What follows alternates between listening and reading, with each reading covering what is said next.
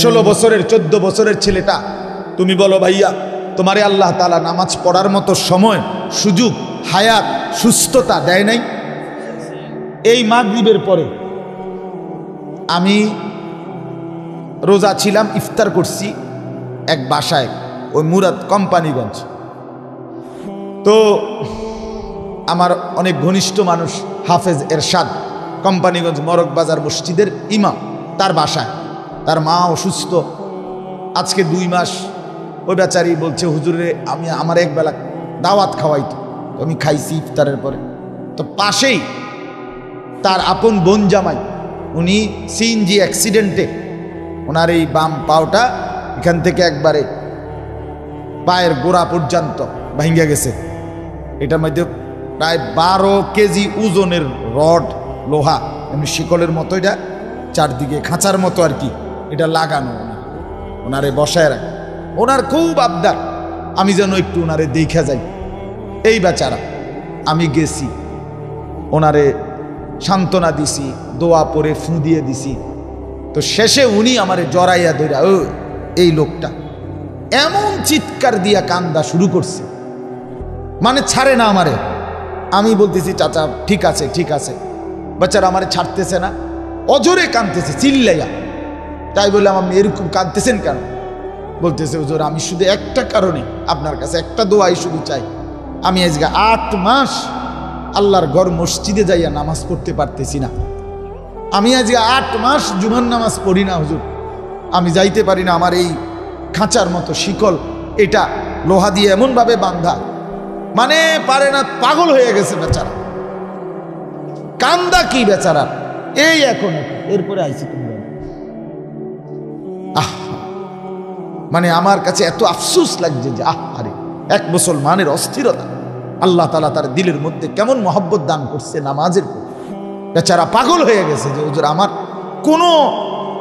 কোনো কিচ্ছু নাই, কোনো দুঃখ নাই হুজুর, শুধু আমি যেন আবার নামাজ পড়তে পারি, আমি যেন আল্লাহর ঘরে যেতে পারি, এই এক ফিকিরটা। বন্ধু, এজন্য আল্লাহ তাআলা কারো দিলের মধ্যে, কলিজার মধ্যে আখিরাতের ফিকির যদি দান করে, নামাজের ভালোবাসা দান করে, পরকালের বিবেক দান করে, আল্লাহর কসম ওইটাই কেবল বিবেকবান, ওইটাই কেবল সুস্থ মানুষ, ওইটাই কেবল ইনসান। আর আখিরাত যে চিনে না, পরকাল যে চিনে না, আল্লাহ যে চিনে না, নিজের কর্তব্য যে বুঝে না, গোলামি যে চিনে না, সেজদা যার কপালে নাই, আল্লাহর বন্দিগি নাই, আমি পরিষ্কার বেটা, ওই মানুষটা কোনো মানুষ না, এটা জানোয়ার ছাড়া আর কিচ্ছু না বেটা। সোজা কথা, যে কপালে সেজদা নাই ওটা জানোয়ার, জানোয়ার বেটা ওইটা। যে কপালে বন্দিগি নাই, তোমরা যেই ছেলেগুলো সেজদা দাও না, সেজদা দাও, তুমি মানুষ না, খবর নিও, মানুষ না। বলে না আমি তো পেশাব পায়খানা করি, কুত্তা বিলাইও পেশাব পায়খানা না, বলে আমি ভাত তরকারি খাই, কুকুর বিড়ালও খানা খায়, আমি ঘুম যাই, জন্তু জানোয়ারও ঘুমায়। আপনার যৌন চাহিদা আছে, জন্তু জানোয়ারেরও যৌন চাহিদা আছে। বলে এখন বাচ্চা কাচ্চা হয় কেন? গরু ছাগলের বাচ্চা হয় না? কথা বলেন না কেন? তো পার্থক্য কি? পার্থক্য ইবাদত, পার্থক্য সেজদা। জানোয়ার সেজদা দেয় না, আমি দেই। জানোয়ার কোরআন পড়ে না, আমি পড়ি। জানোয়ার আল্লাহর ঘর তাওয়াফ করে না, আমি করি। জানোয়ার রাসূলুল্লাহর রওজা পাক জিয়ারত করে না, আমি করি। জানোয়ার যাকাত দেয় না, আমি দেই।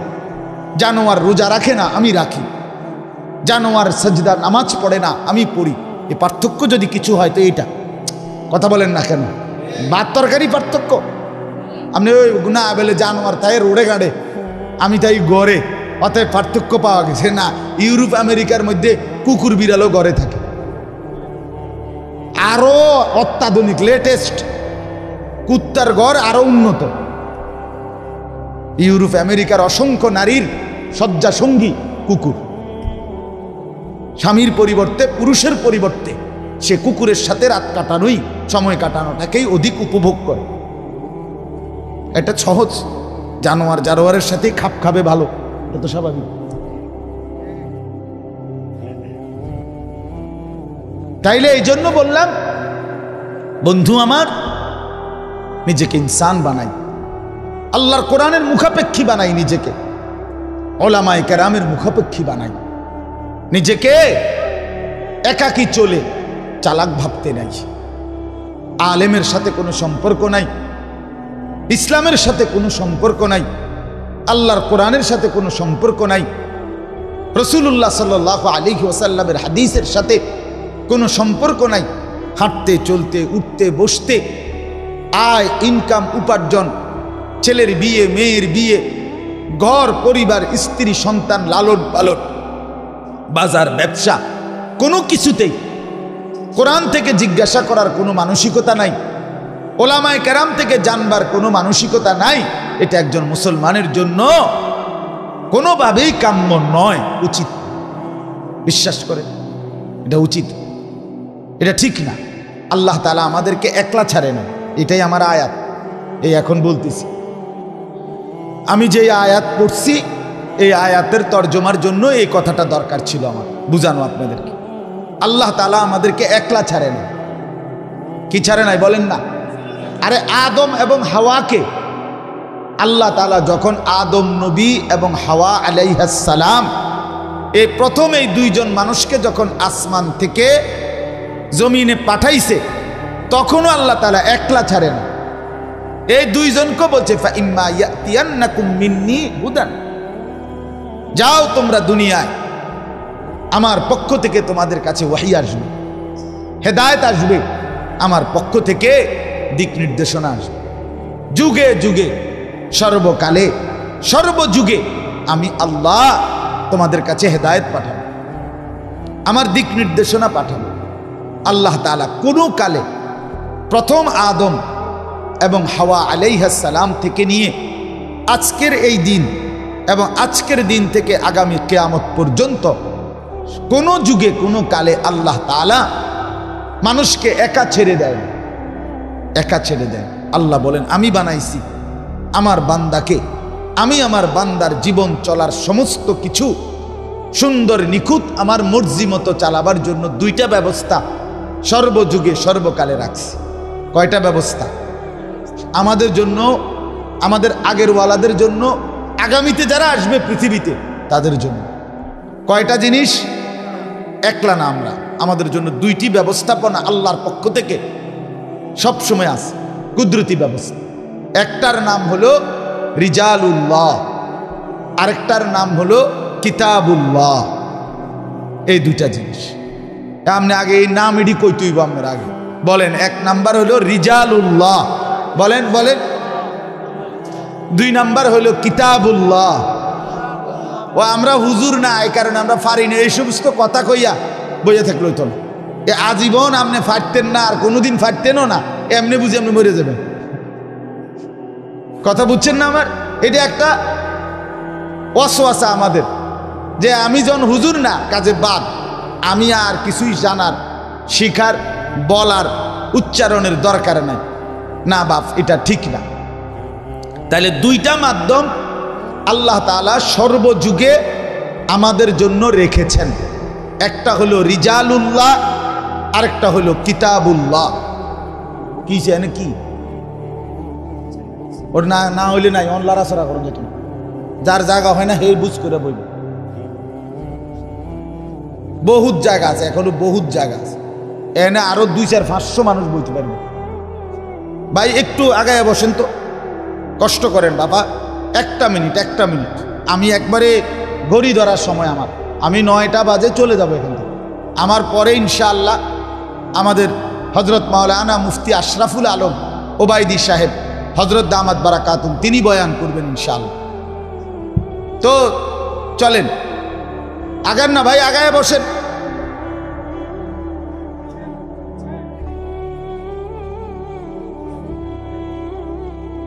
মাশাআল্লাহ। বইব, শুনেন, যে বইতে চাহে বইতে পারে, কিছু আছে এমনি রং চাইতে আইছে। বইবার নিয়ত থাকলে এনে বহুত জায়গা আছে, বেটার একারে সব বাইল করে দিতে হবে, এর কি দরকার? উনি এই বইয়ে লেবে এক ফাঁকে দিয়া বসেন সবাই, কথা বলেন না। চাচা আমনে বসেন, বসে যার দরকার হে বইব। তো বলতেছি দুইটা জিনিস, কথাটা মনোযোগ দিয়ে বোঝেন। দুইটি জিনিস সর্বযুগে মানুষের হেদায়েতের জন্য আল্লাহ তাআলা প্রেরণ করেছেন। একটা হলো রিজালুল্লাহ, বলেন কি? আরেকটা হলো কিতাবুল্লাহ। রিজালুল্লাহ মানে কি? মানে হলো আল্লাহ তাআলা তার পক্ষ থেকে সর্বকালে সর্বযুগে মানুষের হেদায়েত, মানুষকে দিক নির্দেশনা দেওয়ার জন্য আল্লাহ তাআলা তার পক্ষ থেকে মনোনীত ব্যক্তি, মনোনীত পুরুষ আল্লাহ তাআলা এই পৃথিবীতে পাঠিয়েছে। এটাকে বলে রিজাল, মনোনীত পুরুষ, মনোনীত ব্যক্তি। সেই আদম আলাইহিস সালাম থেকে নিয়ে আমাদের নবী সাল্লাল্লাহু আলাইহি ওয়াসাল্লাম, আখিরি পয়গম্বর নবী মুহাম্মদ সাল্লাল্লাহু আলাইহি সাল্লাম, এই উনি পর্যন্ত আল্লাহ তাআলার ওই মনোনীত ব্যক্তি যারা যুগে যুগে কালে কালে মানুষের হেদায়েত এবং কল্যাণের জন্য, দিক নির্দেশনার জন্য, আল্লাহর কাছে ফিরাবার জন্য পাঠিয়েছেন আল্লাহ যাদেরকে, তাদেরকে বলা হয় নবী এবং রসুল। এরাই রিজাল, এরা আল্লাহর পক্ষ থেকে মনোনীত ব্যক্তি, মনোনীত পুরুষ। আদম থেকে মুহাম্মদ সাল্লাল্লাহু আলাইহি ওয়াসাল্লাম, আমাদের নবী সাল্লাল্লাহু আলাইহি সাল্লামের মাধ্যমে আল্লাহ তাআলা নবুয়তের ধারা, রসুলের ধারা শেষ করছেন, কিন্তু হেদায়েতের ধারা শেষ করেন না। কথা বুঝছেননি আপনি? নবুয়তের ধারা কি করছেন? শেষ করেন, কিন্তু হেদায়েতের ধারা কি করেন নাই? শেষ। আল্লাহর ওয়াদা, কিয়ামত পর্যন্ত আমি মনোনীত ব্যক্তি পাঠাবো। আল্লাহ তাআলা নবী এবং রসুলের পরে মনে করেন আখিরি নবী সাল্লাল্লাহু আলাইহি ওয়াসাল্লাম, তিনি শেষ নবী। নবীজি নিজে বলছেন, আনা খাতামুন নবিয়্যিন লা নবিয়্যা বা'দি, আমি আখিরি নবী, আমার পরে আর কোনো নবী নাই। নবীজি উদাহরণ দিয়ে বুঝাইছেন যে মনে করো একটা বিল্ডিং, হাদিসে আছে যে কয়েকটা ভবন বানানো শুরু হয়েছে, ইট গাঁথা শুরু হয়েছে, আদম থেকে শুরু হইয়া একটা একটা করে ইট গাঁথতেছে। ঈসা নবী পর্যন্ত আইসা পুরা বিল্ডিংয়ের মধ্যে যতটা ইট দরকার সবগুলো ইট গাঁথনি শেষ, ইল্লা মাউদাআ লাবিনাতিন, কেবল একটি ইটের জায়গা, মনে করেন যে এটা সাইজ, একটা ইটের জায়গা শুধু বাকি, আর পুরা ইট গাঁথা গাঁথনি শেষ।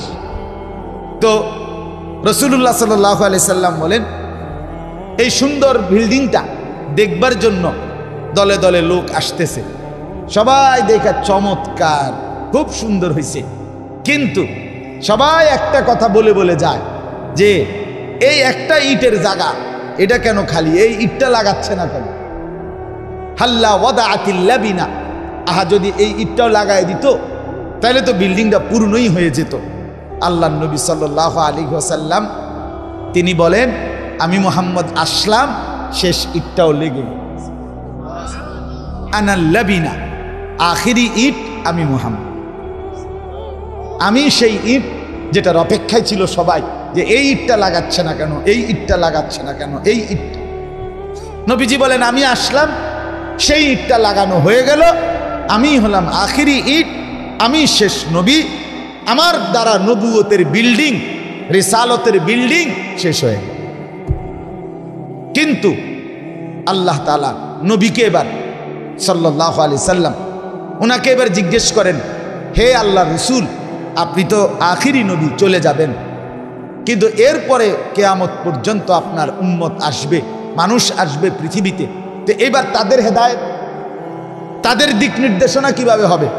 আল্লাহ নবী সাল্লাল্লাহু আলাইহি ওয়াসাল্লাম বলেন, আল উলামাউ ওয়ারাসাতুল আমবিয়া, সর্বযুগে আল্লাহ তাআলা উলামায়ে কেরাম বানাবেন, তৈরি করবেন, আর সেই উলামায়ে কেরাম হবে এখন থেকে নিয়ে কিয়ামত পর্যন্ত নবীদের ওয়ারিস।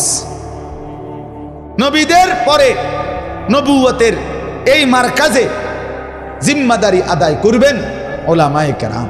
তারা নবী হবে না, তারা রসুল হবে না, কিন্তু তারা ওই মানুষকে হেদায়েতের, রাহনুমাইয়ের, দিক নির্দেশনার দায়িত্বটা যথারীতি পালন করবে, যথারীতি পালন।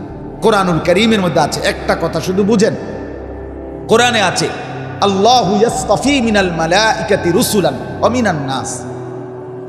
ওলামায়ে কেরাম তো ভালো বুঝবে, আপনারা মোটামুটি বুঝবেন। একটা শব্দ আছে এখানে আল্লাহু ইয়াসতাফি, ইয়াসতাফি আমাদের নবীকে বলেন নবী মুস্তাফা, কয় কিনা বলেন তো? এই মুস্তাফা এই শব্দের অর্থ হলো নির্বাচিত, মানে আল্লাহর পক্ষ থেকে যিনি মনোনীত, আল্লাহর পক্ষ থেকে যিনি নির্বাচিত। এই শব্দটা আরবি শব্দ মুস্তাফা। এটার ব্যাকরণে আপনার শব্দ আরেকটা হলো ইয়াসতাফি। তো আল্লাহ বলেন মানুষদের মধ্য থেকে কারা কারা রসুল হবে, কারা কারা নবী হবে, এটা আমি আল্লাহ নির্বাচিত করি। তাহলে নবী নির্বাচন করে কে? রসুল নির্বাচন করে কে? আদমকে নির্বাচন করেছেন কে? নূহকে নির্বাচন করেছেন কে? আখিরি নবীকে নির্বাচন করেছেন কে? আল্লাহ বলেন হুবহু। এই শব্দটা হুবহু আল্লাহ কোরআনে আছে সূরা ফাতিরের মধ্যে, সুম্মা আওরাসনাল কিতাব আল্লাযীনা ইসতাফাইনা মিন ইবাদিনা। আল্লাহ বলেন আমার শেষ নবী মুহাম্মদের পরে আমি আল্লাহ তাআলা পরবর্তীতেও আমার কোটি কোটি বান্দার মধ্য থেকে আমার এই কোরআন গ্রহণ করবে, আমার এই কোরআনের উত্তরাধিকার হবে। আওরাসনা ওয়ারাসা, উত্তরাধিকার হবে যারা, তাদেরকেও আমি আল্লাহ ইসতাফাইনা, আমি নির্বাচন করব, আমি নির্বাচন করব, আমি নির্বাচন। তাহলে রসুল নির্বাচন করে কে?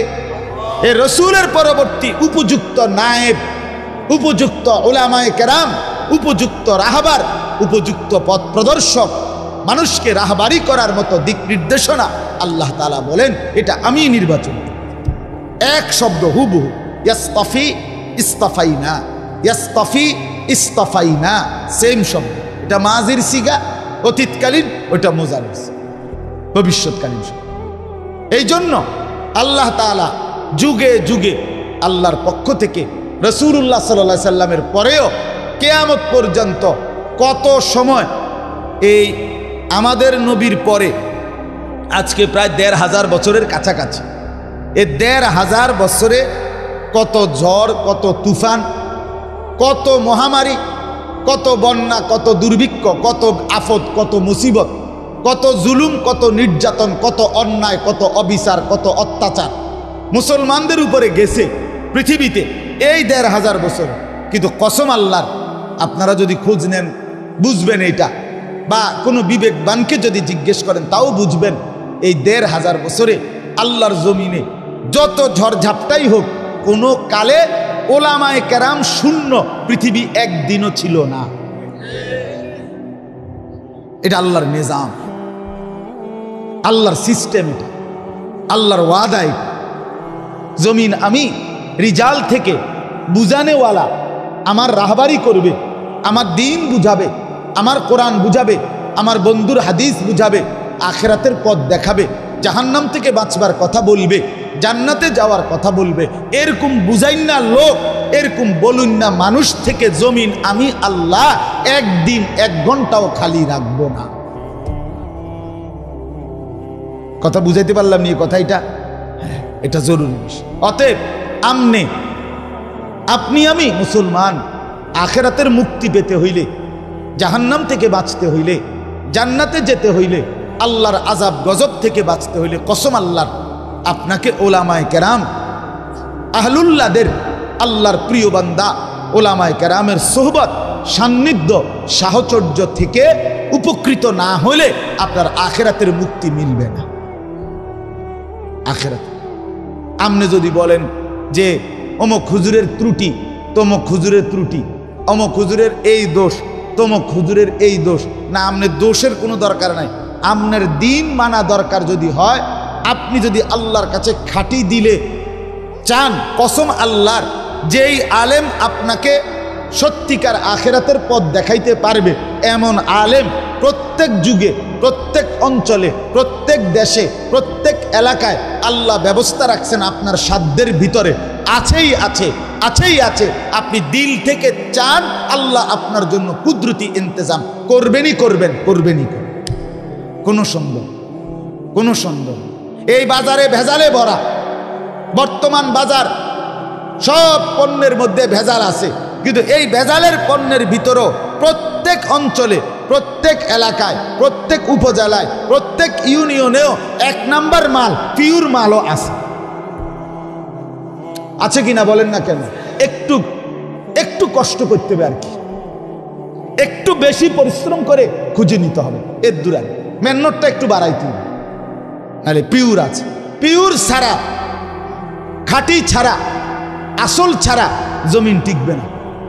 কথা বোঝেন নাই? আমি সব বাটফার, সব সিটার, সব 2 নম্বর, সব লাইনে সবাই কসম আল্লাহর, তাইলে সূর্য উঠবে না, চাঁদ উঠবে না, রোদ উঠবে না, বৃষ্টি হবে না, আসমান থাকবে না, জমিন থাকবে না। রাসূলুল্লাহ সাল্লাল্লাহু আলাইহি সাল্লামের হাদিস, স্পষ্ট হাদিস আছে। নবী সাল্লাল্লাহু আলাইহি সাল্লাম বলেন, কিয়ামত সংগঠিত হবে কাদের উপরে? কিয়ামত সংগঠিত হবে, রাসূলুল্লাহ বলেন, লা তাকুমুস সাআতু ইল্লা আলা শিরারিল খালক। জমিনের সব যখন একবারে নিকৃষ্ট হয়ে যাবে, সবাই পাপী, সবাই অসভ্য, সবাই চরিত্রহীন, এভাবে যখন সব হয়ে যাবে, আল্লাহ রসুল বলছে তখন আর পৃথিবী থাকবে না। আল্লাহ বলবে, ইসরাফিল দে ফুঁদে, আর রাখবো। তাইলে বন্ধু আমার, যদি সূর্য উঠে, চাঁদ উঠে, যদি দেখি মাথার উপরে আসমান এখনো আছে, যদি দেখি পায়ের নিচে জমিন এখনো আছে, যদি দেখি আলো হয়, যদি দেখি অন্ধকার হয়, তাহলে বুঝতে হবে সৎ, যোগ্য, নির্ধারিত, নির্বাচিত, উপযুক্ত আলেমে দিন আল্লাহর জমিনে এখনো আছে। আছে কিনা বলেন না কেন? আপনাকে কষ্ট করতে সাধুয়ানে বইয়া বিড়ি খাইতে খাইতে, না ভালো মানুষ করতে, ফাজিল কোথাকার, বা কি ভালো মানুষ করতে? বিড়ি খাই না বেটা, তুমি ভালো মানুষ কি তো? কথা বলেন না কেন? তুমি তো 1 নম্বর ফাজিল। তুমি চা দোকানে বইয়ানি ভালো মানুষ তো আও, তো তুমি কও ভালো মানুষ নাই?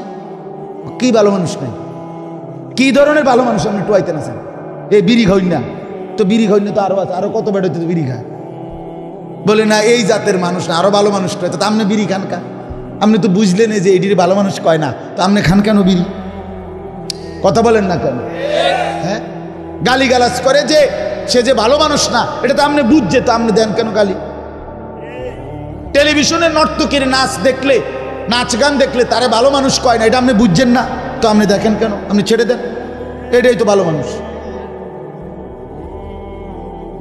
না করতে ভালো মানুষই তো দেখি না, বেহেশতে যাইব কেটা লোকে তো দেখি না। আর ফেরেশতারা একটা ফেঁসে পড়ে রয়েছে, বেহেশতে লইয়া। হ্যাঁ না, ফেরেশতারও তো একটা টেনশন আছে, লোকে তো নাই, এবারেই শেষ। এই নিয়েই হয়তো ব্যস্ত যাওই না, শেষ লোকটা, উনি মরে গেলে আর ব্যস্ত যাওই না লোক না। না, আমনের থেকে ভালো লোক কোটি কোটি লক্ষ লক্ষ এই জমিনে আছে, আছে। সেজদাওয়ালা বান্দা আছে, আল্লাহর গোলামি করে নেওয়ালা বান্দা আছে কিনা বলেন না? রাত গভীরে তাহাজ্জুদ পড়ে, চোখের পানিতে বিছনা ভাষায়, নামাজের মুসল্লা ভাষায় এমন মুসলমান আজও পৃথিবীতে কোটি কোটি আছে। এই পৃথিবীতে এখনো মুজাহিদ আছে, এই পৃথিবীতে এখনো আল্লাহর রাস্তায় জানবাজ সৈনিক আছে, এই পৃথিবীতে আল্লাহর জন্য জীবন উৎসর্গ করার মতো মনোবল সম্পূর্ণ লাখো কোটি বান্দা, ইমানদার মুসলমান এখনো আছে, ছিল, থাকবে ইনশাআল্লাহ। 180 কোটি মুসলমান, ইসরায়েলের ইহুদিরা আমাদের এই 180 কোটি মুসলমান, 57টি মুসলিম রাষ্ট্র আমাদেরকে 2 পয়সাও পাত্তা দেয় না, আমাদেরকে ভয় করে না তারা। কিন্তু ওই মাটির তলে, চোখের আড়ালে অল্প কিছু মুজাহিদ, হামাসের মুজাহিদ, যারা জানবাজি রেখে লড়াই করবার সিদ্ধান্ত নিচ্ছে, যুদ্ধ করছে, তাদের 24 ঘন্টার পৃথিবীর সর্বাধুনিক অস্ত্র দিয়েও তারা ওই মুজাহিদদের ভয়ে কাঁপতেছে। এই মোমেন যখন জানবাজি রাখবার সিদ্ধান্ত নেয়, মোমেন যখন সিদ্ধান্ত নেয় জীবন যেটা এটা দিয়েই দেব আল্লাহর জন্য, তখন গোটা পৃথিবীর দুশ্মন তার ভয়ে কাঁপতে থাকে। আমরা বীরু, আমরা কাপুরুষ, আমরা দুনিয়ার লোভী হয়ে গেছি, আমরা সম্পদের লোভী, আমরা দুনিয়ার লোভী, আমরা ক্ষমতার লোভী, আমরা এই বাড়ি ঘর দালান বিল্ডিং নিয়ে কারাকারি, কত মিথ্যা, কত চুরি, কত বাটপারি, কত ধোঁকা, কত ওজনে কম দেওয়া, কত সুদ, কত ঘুষ, কত নাচ গান, এই নাফরমানির মধ্যে লিপ্ত থাকার কারণে কোনো কাফের বেঈমান আমগরে 2 পয়সাও পাত্তা দেয় না।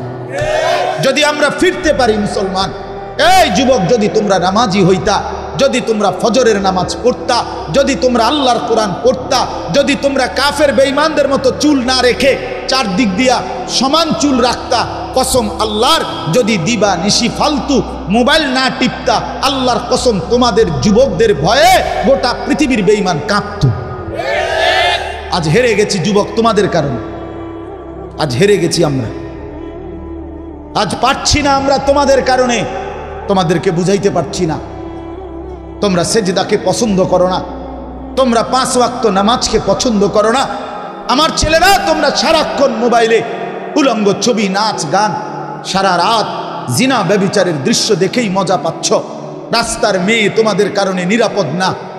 মানুষের বোন, মানুষের কন্যা, মানুষের বিবি, কেউ তোমাদের টিটকারির সামনে, তোমাদের রাক্ষসের মতো চেয়ে থাকার সামনে নিরাপদ না।